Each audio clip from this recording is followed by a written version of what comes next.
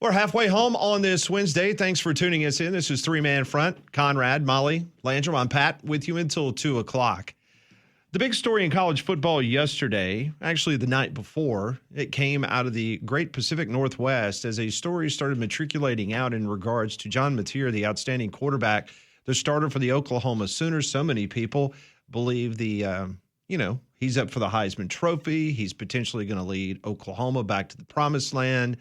All of that, and then all of a sudden a strange internet report on Twitter from an AI reporter or whatever the case may be went back and started posting all these Venmo pictures of what apparently and allegedly was some things that were being done that some folks in the college sports world would view as a vice, and you can't do it.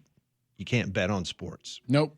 So with that being said, we're going to our guy, boots on the ground in Norman, Oklahoma, from KREF Radio, guy that we were so happy to be able to hang out with in Atlanta, Georgia for a couple of days. And we're talking about Tyler McComas, who joins us now on Three Man Front. Tyler, I know your job has been pretty easy, right? Over the last 48 hours, just turn the mics on and let the folks go, right?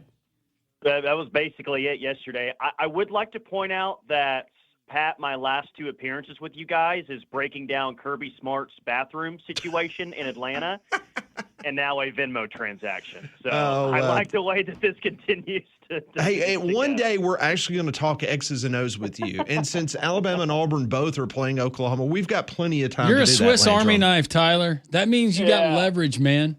That's right. When you said boots on the ground, I guess boots on the ground anywhere. But no, it's yesterday morning when you and I were texting, Pat. I mean, it was storyline number one, and it was storyline number one on the day where you felt like you were probably going to get a 5-star edge player, right, which they did, by the way. And even when they got the 5-star edge player earlier in the afternoon, that John Mateer, that's what I led the show with. It continued to be the big story. But as the day went on, and really after Mateer put out a statement and OU put out a statement, you really saw it die down. And it died down last night. It's died down into today. I can't say for 100% certainty that nothing is going to happen here because OU is taking this seriously and they're looking into things. But you really can't prove anything. Like if you found out that he had a DraftKings or whatever betting service you want to plug, if he had an account there, then that's a totally different story. But as other Venmo transactions were pulled up, sometimes you just say stupid things to your buddies when you have to pay them money or you're paying them money. So it was a huge story yesterday. I think everyone got panicked because, and this has been well documented, we've talked about it, after all the injuries last year, for a few hours, it was, oh my gosh, this program cannot catch a break. We're about to have our starting quarterback suspended. Luckily, I don't think that that's going to happen around here now. All right, so let's talk about the situation. Up until that the Twitter report came out, was there any inkling at all? Was there a rumor or a whisper from anyone around that program that this was coming? No, nothing. I think that initial tweet that got put out, everyone saw it, and it just kind of – we're all in training camp, and we're all just waiting for the season to start. So I feel like any college football headline now is really just going to spread like wildfire at this point, and there was no other story going on. But no, there was no inkling whatsoever, and I saw it initially and thought, okay, this is just some dumb internet rumor. And then you look up about 90 minutes later, and it's all over the place, and you find out that, hey, OU is certainly aware of this, and they are taking it seriously and looking into it. It's kind of crazy how quickly that thing caught on fire. I know, Tyler, that you said, and a lot of Oklahoma fans would probably agree with you, but what does your gut tell you? Because you can read the text and you put sports gambling on there. You put in parentheses a specific game. Not that it matters in the grand scheme of things. Does your gut tell you that it was probably an innocent, maybe low wager bet? Yeah, and maybe not like, they're using a betting service, but maybe, hey, yeah, I bet you $5 that USC goes down and scores on this drive. Sure. Or, hey, I bet you $5 UCLA goes down and scores. Maybe it was something as innocent as that. I did bring up yesterday with the hate that's still here for Lincoln Riley. John Mateer could be even more of a legend if he just said that he bet on UCLA. People out here would love him even more if he was betting against Lincoln Riley. But, I mean, there's no real way of knowing, and that's the big reason why I don't think if anything did happen, nothing will come out of this. But, yeah, maybe it's just a couple of guys hanging out. Hey, man, I bet you $1. I bet you $5 they go down and score here. It may have been just as easy as that. And, Joel Klatt had a really good tweet yesterday. So he says, let me get this straight. We're going to turn college football into a lawless free-for-all with large sums of money flowing to players who can be free agents twice a year, but then we're going to gasp about a Venmo description from 2022. It's like, yeah, that's a good way to put it. No, and talking about just two friends making a harmless bet, I mean, that was just like when Landrum and I were in Atlanta, and I was sitting there, and I said, listen, I bet you $1 that Tyler McComas is in the bathroom with Kirby Smart.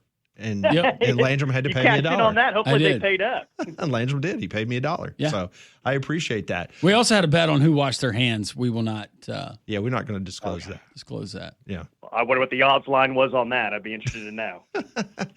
Okay, so that's in the rearview mirror. Let's talk about fall camp. How's it going in Norman? A lot of folks fired up. I know that the streak from 1999 was broken, that they did not make the preseason top 25 poll. Your thoughts on what you're hearing about this team that's got a very difficult schedule ahead of them? So it's going to be a defensive-led team again. It's going to be defensive dominant like it was last year, but you're hoping that the offense can be not just better, but a lot better than a year ago. So I think the reports that people are hoping to hear out of camp or their scrimmages is that if the offense doesn't dominate, then it certainly has its moments and it looks pretty even. And I would say the defense has gotten the better of the offense throughout the entirety of training camp thus far. But the offense has had their moments against a very good and a very deep defense, and I think that that's very promising to hear. And they've had their moments because of John Mateer. And some of these wide receivers are not only available, but they're being consistent from practice to practice and scrimmage to scrimmage. Everyone just kind of any sort of a injury that's out there, everyone kind of gets really shaken because of what happens last year. So you've had some very minor injuries on the offensive side, a couple of concussions on the O-line, a couple of wide receivers dinged up here and there, but nothing serious. You haven't had the serious injury just yet, which for a lot of people, that in itself makes this training camp a success thus far. But I think if you're an OU fan, you've got to hope that the offense really has its moments against a defense that I think is going to be one of the best in the SEC. Cole Kublik says they got the best defensive line in the SEC this year. He thinks that's going to be the case. So the offense has had its moments, and I think that that's very promising to hear about a team that is – honestly, guys, I would be pretty surprised if it's not the most improved offense in the SEC this year. That's me saying – how much better I think that they will be this year, but also realizing how bad that they just were last year. Tyler, for our listeners who have not familiarized themselves with quarterback John Mateer, is there another player that you could compare him to that maybe some of our listeners, our viewers, have seen in the past? This is the popular one, and it's not a prediction that he's going to win the Heisman Trophy, but it's more about his attitude, the swagger that he's brought to the program, just kind of, what kind of guy he is, and yeah, a little bit how he plays. The Baker Mayfield comparison has been going on this offseason. Now, that came out initially, and I think the coaching staff and guys like Jim Nagy, the GM, were trying to calm that down really quick because the hype really got out of control with him, especially when you compare him to Baker. But that's probably the closest thing that you've had because he is a gunslinger. He can throw from different arm angles. He is a guy that was really good running the football last year at Washington State. I think overall he's a better runner than what Baker was. But like Baker, John Mateer is really good at getting outside the pocket, extending the play, and instead of throwing the ball away or taking an 8-yard loss for a sack, he's good at extending the play and maybe finding someone down the field for 10 or 15 yards. So, no, I'm not predicting him to win the Heisman Trophy, and I'm not saying that he's going to be as good as Baker Mayfield. But if you're looking for a style, if you're looking for kind of the attitude and swagger that Baker had, I think he's the closest comparison to anyone that they've had here recently. That's for sure. All right. So as you departed Atlanta and you have gotten back to Oklahoma and you have been able to kind of digest what you were able to consume in Atlanta, you were able to talk to people around the league. And when the SEC media poll came out, did you agree, disagree? What do you say in regards to maybe the top 4 teams that you're anticipating for this year's SEC season? Well, in terms of OU, Pat, like what everyone else was talking to me about or asking me about OU, like just the overall tone that I heard from you and, everyone else, the overall term did not match the actual ranking that I saw once we got back. I agree. I was very surprised that they were as far back as they were. Now, I think that they're going to be better than that, and Florida finished in that exact same spot last year. I think Brent Venables needs to be better than what Florida's record was a year ago. I think that they're going to need to have a better year. But yeah, I didn't think that they'd be top 4. I didn't think that they'd be top 5. I thought they'd be somewhere in the neighborhood of maybe 6, more than likely 7 or 8. But all the way back at 10 surprised me a little bit. In terms of the top 4, I told you guys I think it's LSU and Alabama going to play in the SEC title game. Texas, just by virtue of their schedule, maybe they make it to Atlanta just because of how easy it is in SEC play. But I think the 2 best teams in the league, and, this is saying if Garrett Nussmeier's healthy all the way, I think it's LSU and Alabama. So I probably would have had those 1-2, put Texas in there somewhere in the top 4, and probably rounded out with Georgia. Outside of the SEC, but people in your state, what's the buzz in Stillwater? They're going to be better than they were last year? Because I don't know if they can get much worse. It's a fascinating question just outside if they're going to be better or worse, because, this has always been a state where the 2 in-state teams are in the same conference, but obviously one has the majority of fans over the other. And maybe because I do a show that's predominantly OU football, though we do talk SEC football and just college football in general, it's almost if their spotlight talking about Oklahoma State has faded significantly because they're in the Big 12 and not in the SEC. I don't think that they get as much. I'm telling you guys, I don't think that they get as much coverage now. And not that they got the same amount of before, but they've really faded off. Maybe that's because they're in the Big 12. Maybe that's because they were winless in the Big 12 last year. But to answer your question, I don't hear a whole lot of hope and excitement about Oklahoma State being a 9-win football team. Maybe this time around they win a Big 12 game, but I think their over-under win total is like 5.5. I think Mike Gundy, one of the longest tenured head coaches in college football, is clearly on the hot seat. And if he didn't get to like 7 wins or something, I think Oklahoma State could be looking at a head coaching search for like the first time since about 2004. Wow. That says a lot. That is Tyler McComas. Outstanding job covering the Oklahoma Sooners, the rest of the state of Oklahoma, and now the SEC. You can hear him this afternoon there on KREF Radio. Tyler, always great to catch up with you. You got Auburn fans coming to Norman this year. You're coming down to T-Town, so it should be a very fun fall as we get ready to get things kicked off next week. We appreciate it. Yeah, you bet. Real quick, since I am coming to Tuscaloosa, does Conrad run the music at the games? Because I'm wondering if the Gambler's going to play. The whole Cam Newton treatment. I wonder if the Gambler's going to play. That would be a great idea. Conrad's all hip-hop. Yeah, I'll be the one screaming Moneyline Mateer from the press box, Tyler. That's how you know it's me. That is the nickname that's caught on here, by the way. And you cannot miss Conrad, as you know, because you saw him in Atlanta. He wears those disgusting shoes, those Crocs, those whatever he's wearing. You can't miss him. So, Tyler, did you see the shoes? The Gambler over and over. Did you see the shoes when we were? I can't remember if you were walking back to the hotel when. No, it was Ty. Ty Richardson's the one that just absolutely just lambasted Conrad for wearing those. Now, what are they called again? Maybe Tyler probably knows. They're just Yeezys. Yeezy Crocs. Yeah. Yeah. That's what Tyler called them. Aware, probably not going to catch me wearing those, but I don't think they're probably very big in the state of Oklahoma. I wouldn't think. I wouldn't think so either. No. Not particularly big in the state of Alabama. Hey, yeah, by the way, Tyler, they're not popular here either. But, I did see a dad wearing them at Universal in Did you Orlando. really? Yeah. Yeah. Okay. Good stuff. Hey, Tyler, have a great show this afternoon, man. And thank Mateer for giving you plenty of material over the course of the next couple of days. Nice one. That's a good one. Material. I'll have to use that. Talk to you guys soon. All right, see you. Take care. All right, that's Tyler McComas. Join us on the Higginbotham Hotline. You deserve solutions that are built for you. Higginbotham is your one-source solution for insurance, financial, and HR services. No score between Puerto Rico and Venezuela in the Little League World Series. That's all we'll mention on that. Three-man front continues. 12:19 here on Jocks. Welcome back to the program. Pat, Molly, Conrad, Landrum with you until 2 o'clock. Courtesy GMC text line 205-834-9450. This is something that is not a big secret, but you're going to see it all over your timeline this afternoon. The University of Tennessee is going to announce in a matter of hours, maybe minutes, that they are officially leaving Nike. They're going back to Adidas. They were with Adidas back in the day.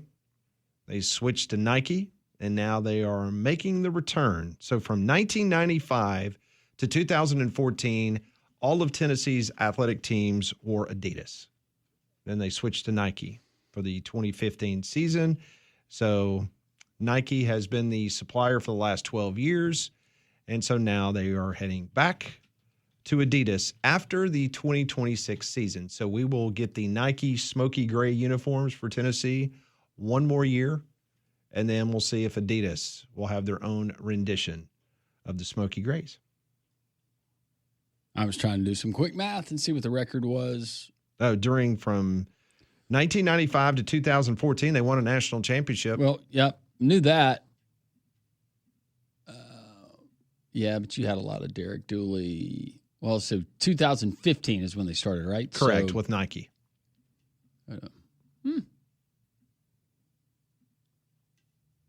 Maybe this is just what that program needs. Switching the uniforms? Switching the the apparel manufacturer. I don't know. Maybe that's why Nico wanted out. Maybe so. He needs that check mark on the jersey. What is UCLA? Are they Jordan? Jordan? Mm-hmm. Close enough for him. Just anything but Adidas. Well, yeah, and I mean, Nike and Jordan are closely affiliated, so that was, I'm sure, good enough for Ravens quarterback Lamar Jackson. He has withdrawn his challenge to Pro Football Hall of Famer Troy Aikman's trademark use of the number 8. You remember that lawsuit? In a decision to dismiss the case published on Tuesday, the U.S. Patent and Trademark Office revealed that Jackson filed to withdraw the challenge Monday after originally filing to challenge back in July of 2024. Jackson's initial opposition to Aikman's application to trademark the number 8 argued that Aikman's trademark would ultimately create a false connection with himself, since he wears the number 8 jersey for the Ravens and produces his own merchandise and branding featuring the number 8. Now, this move comes as Jackson continues a separate trademark battle with NASCAR Hall of Famer Dale Earnhardt Jr. for the same number. Is he also suing ESPN 8 the Ocho? Like, what are we doing here? So he still has the lawsuit apparently going against Dale Earnhardt Jr., but he dropped the one against Troy Aikman. Super 8 Motel? That'd be a problem. I bet he hates going to a pool table. Get that 8 ball out of here. How about this? Get to a Super Bowl. Hey, while you're there, win one. Troy did. Yeah, he did. And I love Lamar. Great player. Little E won some Super big fun races. to watch. But why are we, trade? It's the same thing with Ohio State trying to trademark the word "the." Why are we trademarking a number? Yeah. Speaking of legal woes, Like buying oxygen rights. Yeah. your guy Shohei Ohtani back in the news, all for the wrong reasons. Oh, no. Is he I told you he was crooked. Is he linked up with Mateer? No, but he's being sued for tanking a $240 million Hawaii housing development. Uh-oh. He needs to call David Booth. Hey, David, you got any more of those checks, buddy? Ohtani was allegedly, he was supposed to buy a house in a new development, and then he was going to act as a celebrity spokesperson and build a baseball facility, but he and his agent are accused of undermining it and pulling out of the deal. So they're being sued now for almost $250 million. Also known as a quarter of the contract he signed with the Dodgers last year, right? Yep. So you know all that money we deferred? I'm going to need you to send it to this guy instead. He just can't get out of his own way. Man. He's got some bad advisors. You had a bunch of people building or buying houses, buying property there because they were told that Shohei Ohtani's going to be your neighbor and he's building a baseball facility for Johnny and Jenny? Yeah. Who knows, though? You know who wouldn't deceive the people of Hawaii? Maybe he claims that his former agent did all of this. Yeah, Marcus Mariota. From prison. Marcus Mariota would not do that. Neither would Tua. Who? Tua. Who? Oh, the guy that's on the president's council. That's right. How do you say his name again? How does the president, how did he say How his you name? say? There it is. It's Tag Ovalia. One more time. I got to hear the president. I like the way he finishes it. I wonder who Well, got and you can just can picture exactly what he looks like as he's saying it. Yes. Who got fired that day. Think multiple people got fired for that? Probably at least one. At least one intern. Yeah. Think so? Tua. He hasn't been injured or anything at camp, has he? No, he's fine. Is he? He's still Are they still trying to trade Tariq Hill? No, I think they've worked that out for this season. So I think. How many kids has Tariq Hill fathered in the last 6 months? I don't know. Does he have any on the way? Probably. I mean, I think he's up to 10 or 11. He's now. like trying for the BB King record, right? Yeah, he's past Phillip Rivers, and he's now in Antonio Cromartie territory. What was the number BB King ended up with? It was impressive. Do you remember, Landrum, off the top of your head? I don't. 15 with 15 different women. That was BB King. Correct. The pride of Itabena, Mississippi. Well, you're increasing your chances there as far as having a kid that goes on and does something great. 15 different kids, 15 different women. Antonio Cromartie has 14. A lot of different combinations there. Does he? I think Dennis Rodman was one of like 16 kids. The real question is, Nick Cannon's only at 12. I thought he might have surpassed. Oh, he's only got 12? He's only got 12. What's he doing? He's slowed down. Obviously. Oh, goodness. I think Dennis Rodman's dad might have set the record. Marlon Brando has 16 kids. 29. I did not know that about Marlon Brando. Who has 29? 29. Who? Rodman's dad. Oh, Dennis Rodman's dad has 29? Wow. Whew. That's a fun family reunion at Christmas. Philander Rodman. That's his name? Philander? Okay. I haven't heard that one before. Man, that's a lot. I mean, I see, and I mean, I know you were just in Disney. I mean, again, I'm not a father yet, and I hope that I am one day, but I mean, I see a husband and a wife with 2 kids and how stressful that looks at times. Oh, is this a shuttle to the We're hotel? going to double digits? No, that's Tyreek and his family. Yeah. I think, whoo. How do you remember? How do you remember all their names? How do you remember their birthdays? I'd be forgetting at least one every year. Well, yeah, Home Alone. That's the whole premise of That's the movie. Great point. She didn't have near that many to keep up with. They were just bad parents. They were. You know those tethers, they ought to bring those back for the kids. I don't know if you guys were ever tethered as children. Oh, like I know what you're talking about. Yeah. I was not, but I know what you're talking about. Yeah, had the tethers. I think those are frowned upon now. Are they? I think so. I could see where something bad could have happened Yeah. with a tether. get But a tangled lot of up. bad things can happen if they're not tethered. Well, I was about to say, you can't watch all of them at one time. Little Johnny's going to run off in the road somewhere or something. It's a lot, man. It is. This is the Wednesday edition of Three Man Front. Thanks for tuning us in. More straight ahead right here on Jocks. Coming up at the top of the hour, we'll go to the Pacific Northwest. Eric Scopel is going to join the program as we continue our look around the country at different programs. We'll focus in on the Oregon Ducks. Eric writes for Duck Territory. We will get his thoughts on the preseason ranking for the Ducks, and can Dan Lanning's team crack that ceiling and get to a national championship game for the Ducks? Well, the Alabama heat and humidity can be brutal, but don't let it affect your home and family. Keep them comfortable with an affordable Train cooling system. They've been recognized as America's most trusted brand for 11 consecutive years, and they're the official cooling partner here at Jocks. So go and find a comfort specialist near you at train.com. You know, what's so interesting about us talking about Oregon football coming up, if you take a look at the preseason top 25 AP poll, and we've talked about this before, 65 pollsters, they're spread out across all 50 states. If you take a look at it, only 3 teams from the western third of the country cracked the rankings. Now let that sit in for a second. Oregon, the defending Big Ten champions, they were 7th. The Sun Devils from Tempe, they were number 11. Matter of fact, that was their highest preseason ranking since 1998.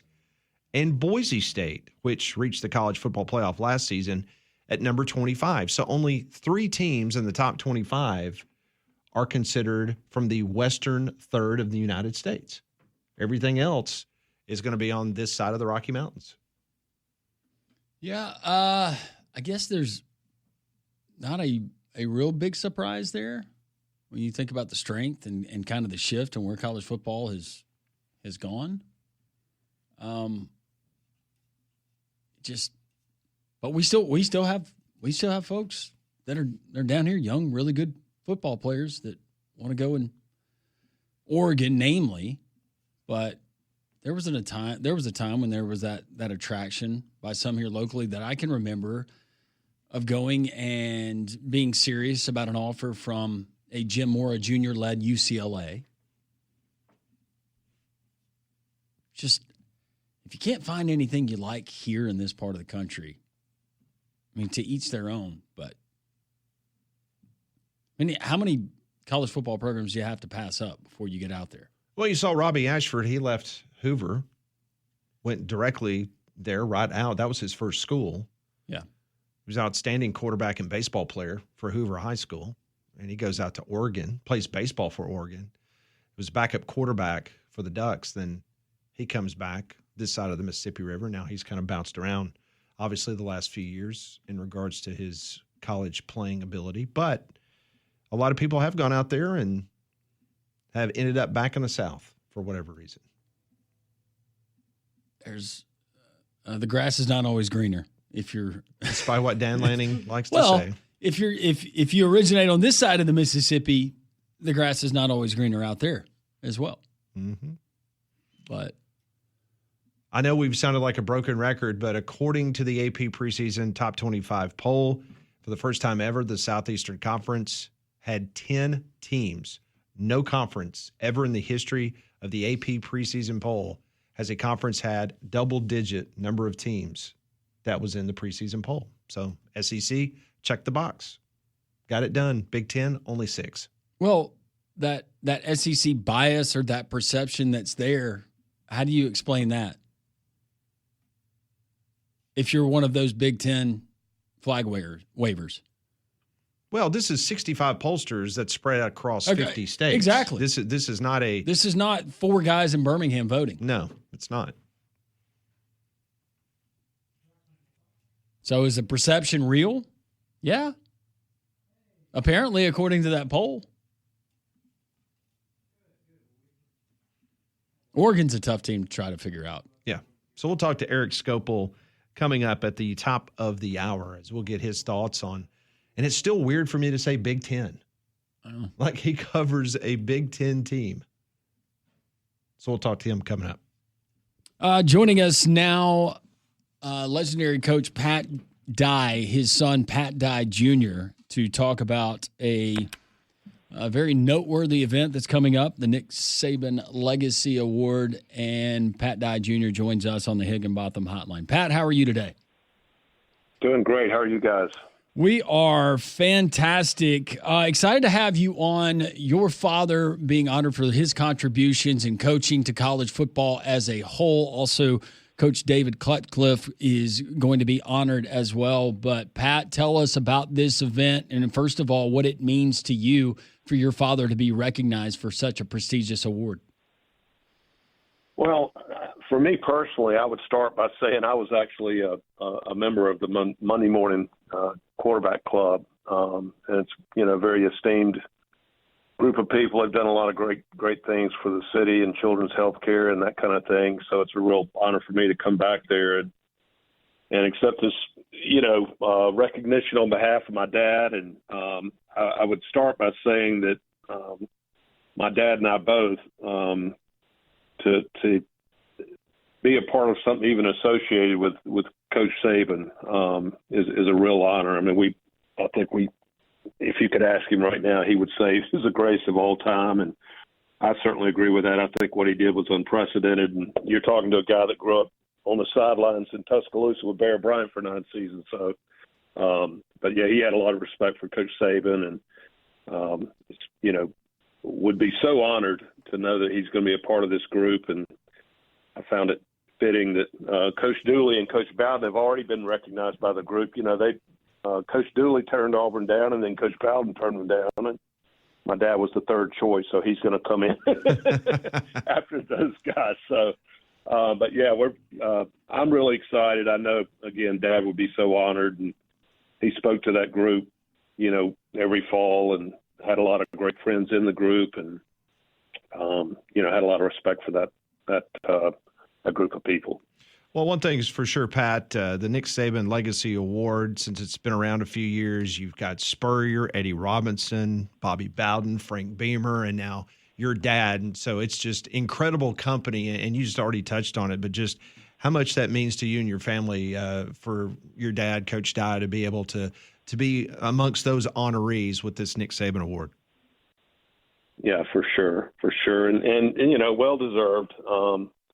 I apologize for being a proud son, but what he did at Auburn really, to me was a miracle because as I said, I grew up in Tuscaloosa. I was actually a freshman at Georgia with Herschel Walker when Dad took the job, and I thought personally it was professional suicide to come to Auburn where they'd won one SEC championship in the history of the school. That was, I guess, 25 years before he got there, and didn't win an SEC game the year before he got there either. So, and for him to come in sandwiched between Coach Bryant and Vince Dooley and Herschel Walker and, win 4 SEC championships, I think his fingerprints are all over, what Auburn's athletics is like now and the facilities, and certainly bringing the Alabama game to Auburn, I think has changed that campus and changed the entire Auburn community. Pat, so, when I think about your dad and I think about other legendary coaches, whether it be Coach Bryant, whether it be Coach Dooley, and now that we have the NIL era and how upside down it is in the transfer portal, I can't imagine those guys enjoying it very much. I just can't imagine them coexisting in this type of climate. You know your father better than anyone else. How would your dad have handled this, or would he have liked it at all? I would have to say, knowing him, he wouldn't have liked it at all. I think, and he would have loved the concept of the players getting paid. He would have been all for that. What he would not have been in favor of is how, it's become such a transactional, process, and in a lot of the cases, the almighty dollar is what carries the day. And I think that he would say, and certainly I agree with it, that's not the reason to choose where you go to school. I mean, there's scheme fit, there's academics, there's proximity to home, where you're going to be comfortable as off the field. All those things should enter into that decision, and it just not be about fact who's willing to write the biggest check. And two, I think it would have made it harder for him to succeed because I think his relationship and his ability to relate to people, black, white, rich, poor, southern, northern, wherever. He just made people feel comfortable, and I don't know that would carry as much weight today as in today's world, as it did back then. And candidly, I think, Dad made Auburn a cool place to come. I don't think it's any accident or coincidence that, three of the best players in their respective sports and three of the true icons in Auburn sports, Bo Jackson, Charles Barkley, and Frank Thomas, all came right there in the middle of Dad's, tenure at Auburn. He was actually the AD as well when all those guys were there. So I don't think he would like it at all. He's more of a relational guy, and I think a lot of what made him successful is that ability to relate to people and make them comfortable and trust him. And I think that would be that would be diluted in today's world for sure. No, and your dad and dealing with him professionally, as I did in different capacities, I still think about, you kind of knew what you were getting from your dad. But all of the great quotes, is the hindsight is 50-50. Is that probably one of the more noteworthy that you hear about? He had a lot of them. I remember, the first team meeting he had there, and he actually, when he got to Auburn, he said, I really want to get to know these players. I want to get in the middle of this culture. And he literally, he and my mom and my brothers and sisters moved.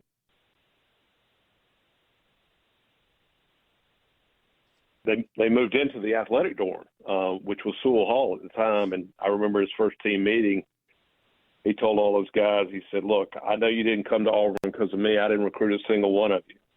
But he said, if you love football and you love Auburn, we're going to be okay. And I love that one. And, I get grief about this from my Alabama friends, and I got a lot of them, but I like the one he said. Alabama people love Alabama football. Auburn people love Auburn. Yep. That was a pretty good one too. But yeah, hindsight 50-50 is. I don't think he invented that one, but he certainly used it a lot. Oh, he was a great one of a kind. It's the 2025 Nick Saban Legacy Award. That taking place Monday, August 18th, 6:00, Red Mountain Theater. And there's ways that folks can get tickets. They got the VIP level, the gold, and the silver. And you visit the Monday Morning Quarterback Club.org for more information there. Pat Dye Jr., thank you so much. Congratulations to you and your family, and a well-deserved honor for your late father. I really appreciate it and looking forward to next Monday night. Thank you, Pat. All right. Goodbye.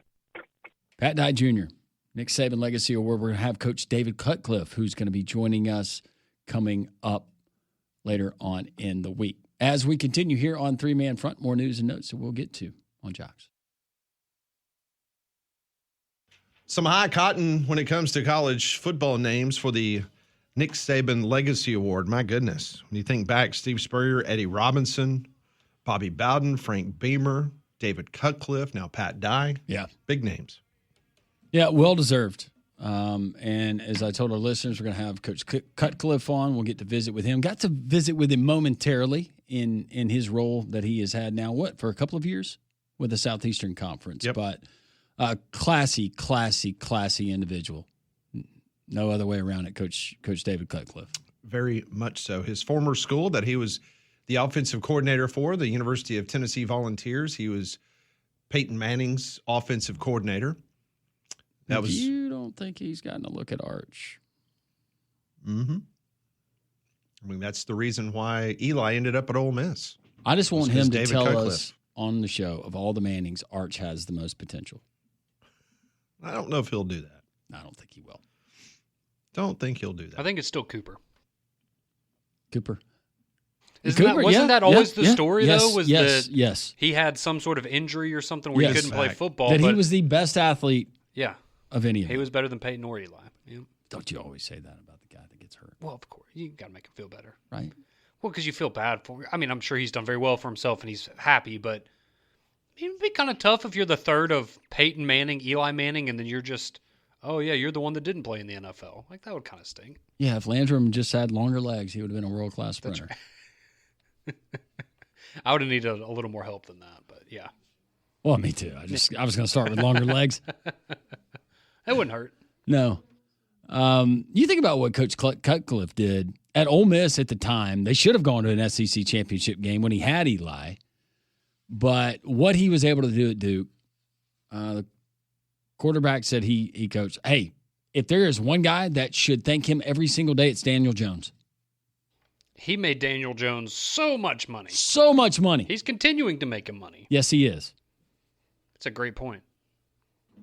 So a viral clip yesterday from the University of Nebraska, Archie Wilson, who is apparently from Australia. Do I understand that correctly, Molly? He's from down under? Yes. Okay. A very emotional Archie Wilson discussing him being away from his family, playing football so far away from home. Yeah, I love them a lot. Yeah, I got two little brothers and my mum and dad, and yeah, that's the tough part about being here. I love them a lot and I miss them, but it's I mean, they know this is what's best for me, and it's good. I can still talk to them plenty over the phone, and they're coming here to see the first few games, so I'm looking forward to that.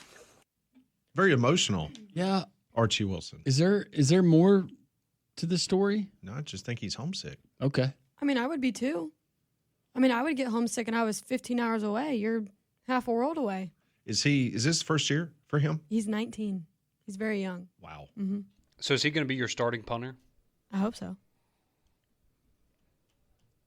That pipeline from Australia. It's awesome. It's incredible. There have been some good kickers, yeah, no doubt. Auburn's got one. Yeah. Is he going to get a lot of playing time, Molly? I hope not. Yeah, that would not be good. Hey, speaking of playing time, I just want to update everybody that I'm sitting here looking at a depth chart at Notre Dame University, and Tyler Buckner is fourth-string quarterback. Oh, yeah, I forgot he was going back to do the quarterback thing now. Is he also listed at wide receiver or just quarterback? Let me take a look here. Because he moved to a receiver, right, at one point? He's still at quarterback. Okay. He's not listed on the depth chart at any of the wide receiver or tight end positions. What about administratively? Is he listed as like an associate athletic director?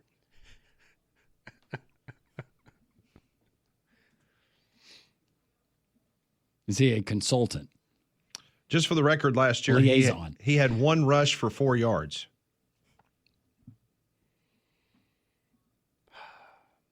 I blame Tommy Rees. I'm sure he's a wonderful young man. He might be my least favorite football player of all time, though. What? Of all time. All time? Just What did he do to you? Golly. nothing, Pat. He did nothing. He did nothing for him. He did.